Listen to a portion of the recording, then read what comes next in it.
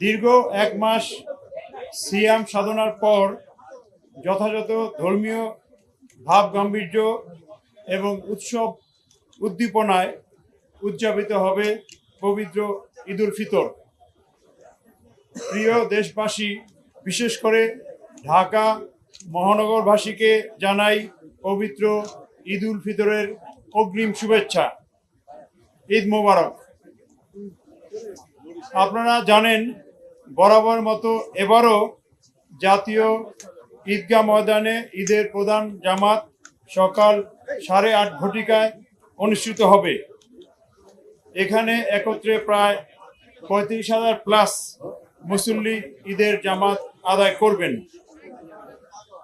জাতীয় মসজিদ বাইতুল মোকাররমে মোট 5টি ঈদ জামাত অনুষ্ঠিত হবে। তার মধ্যে প্রথম জামাত শুরু হবে সকাল 7টায়। আগে বলা হয়েছে আবহাওয়া প্রতিকূল থাকলে হয়তো এই ভেন্যু চেঞ্জ হতে পারে।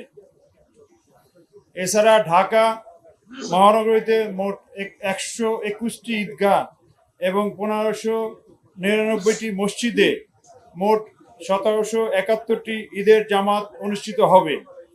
এর বাইরেও আগারগাঁয়ে পুরাতন বাণিজ্য মেলা মাঠে উত্তর সিটি কর্পোরেশনের উদ্যোগে ঈদ জামাত অনুষ্ঠিত হবে। গ্লিটারের টুইন লেমন ও অ্যান্টিব্যাকটেরিয়াল ফর্মুলা বাসনকে চকচকে জীবাণুমুক্ত করে আমাদের দেয় গ্লিটার গ্যারান্টি। জাতীয় ঈদগাহ, বাইতুল মোকাররম জাতীয় মসজিদ এবং ঢাকার অন্যান্য সকল স্থানে অনুষ্ঠিতব্য ঈদ জামাতের নিরাপত্তা নিশ্চিত করতে ঢাকা মেট্রোপলিটন পুলিশ সমন্বিত সুদৃঢ় সুবিন্যস্ত নিরাপত্তা ব্যবস্থা গ্রহণ করেছে। জাতীয় ঈদগাহের যে ব্যবস্থা থাকবে, সেখানে জাতীয় ঈদগাহে ঈদের জামাতে কয়েক স্তরের নিরাপত্তা ব্যবস্থা তৈরি করা হবে। প্রবেশ গেট সমূহে তল্লাশির জন্য আর্চওয়ে এবং মেটাল ডিটেক্টর থাকবে। পুরো জাতীয় ঈদগাহ ময়দান সহ আশেপাশের এলাকায় সিসি ক্যামেরা দিয়ে মনিটরিং করা হবে এবং এখানে পুলিশ কন্ট্রোল রুম থেকে সিসি ক্যামেরা সার্বক্ষণিক মনিটরিং করা হবে। ঈদগাহ ময়দানে আসার প্রধান 3টি রাস্তার প্রবেশ মুখে রোড ব্যারিকেড থাকবে, যাতে অন্যান্য গাড়ি এই ঈদগাহ ময়দানের আশেপাশের রাস্তায় না আসে। সেখানে আর্চওয়ে এবং মেটাল ডিটেক্টরও থাকবে। ওই 3টি পয়েন্ট হলো মৎস্য ভবন, প্রেস ক্লাব এবং শিক্ষা ভবন। ঈদ ময়দানের চতুর্পার্শ্বে বহির্বেষ্টনীতে তল্লাশির ব্যবস্থা থাকবে। ঈদ জামাতের চারদিকে আমাদের পুলিশের পিকেট, পেট্রোলিং এবং পুলিশ লাইনিং ব্যবস্থা থাকবে। মূল গেটে আর্চওয়ের মধ্য দিয়ে সকল মুসল্লিদের ইন করতে হবে, যেহেতু এখানে ভিভিআইপি উপস্থিত থাকবেন। নারী বা মহিলাদের জন্য পৃথক প্রবেশ গেট এবং পৃথক নিরাপত্তা ব্যবস্থা থাকবে। ঈদগাহ ময়দান এবং আশেপাশের এলাকায় সিটিটিসি ডগ স্কোয়াড সুইপিং এবং স্পেশাল ব্রাঞ্চের সুইপিং টিম এইসব এলাকা সুইপিং করবে। আমাদের ডিএমপির বোম ডিসপোজাল টিম স্ট্যান্ড বাই থাকবে।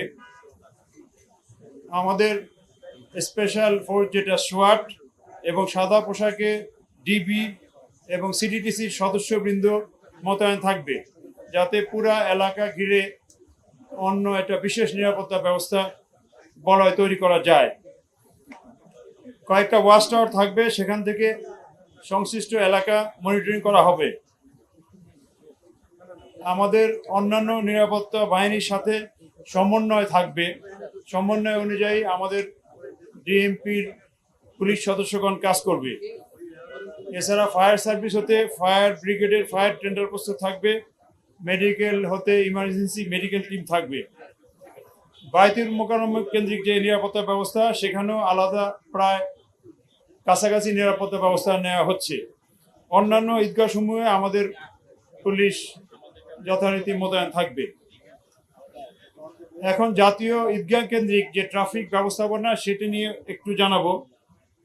ঈদগাহ কেন্দ্রিক ঈদ জামাত উপলক্ষে নগরীর কিছু কিছু পয়েন্টে ডাইভারশন দেওয়া থাকবে। আমরা আশা করি এই ডাইভারশনের ফলে নগরবাসীর অসুবিধা হবে না, যেহেতু ঢাকার অন্যদিকে যানবাহন চলাচল কম।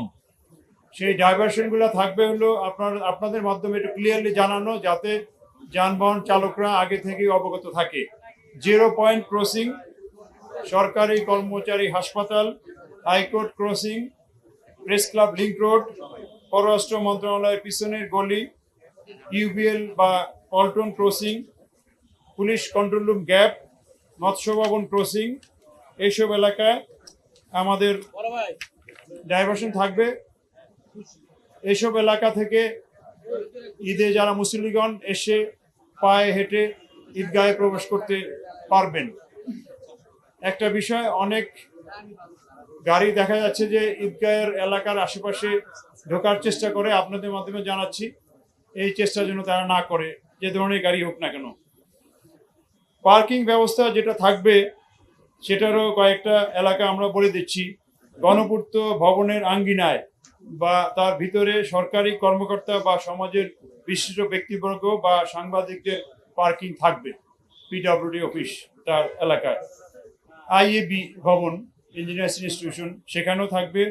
0 পয়েন্ট ক্রসিং, ইউবিএল এর উভয় পাশে, রাস্তার পাশে ফাঁকা জায়গা সহ রাস্তার পাশে হয়তো এক লাইন পার্কিং করা যাবে। দোয়েল চত্বরের দক্ষিণ পশ্চিম পাশেও পার্কিং করা যাবে। ফজলুল হক মুসলিম হল থেকে বঙ্গবাজার হকার্স মার্কেট ক্রসিং পর্যন্ত রাস্তার উভয় পাশে পার্কিং থাকবে।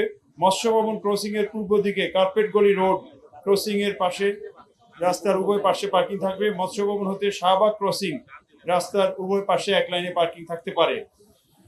জাতীয় ঈদগাহে আগত মুসল্লিদের প্রতি আমাদের সাধারণ অনুরোধ, নিরাপত্তার স্বার্থে তল্লাশি কাজে সহায়তা করতে হবে। অর্থাৎ আটকে গেট দিয়ে প্রবেশ করতে হবে, ব্যাগ বা কোনো কিছু আনা যাবে না। অন্যান্য যে নিরাপত্তা বাহিনীর অনুরোধ সেটা রাখতে হবে। ঈদগাহ ময়দানে কোনো প্রকার ব্যাগ, ধারালো বস্তু বা দাহ্য পদার্থ নিয়ে আসা যাবে না।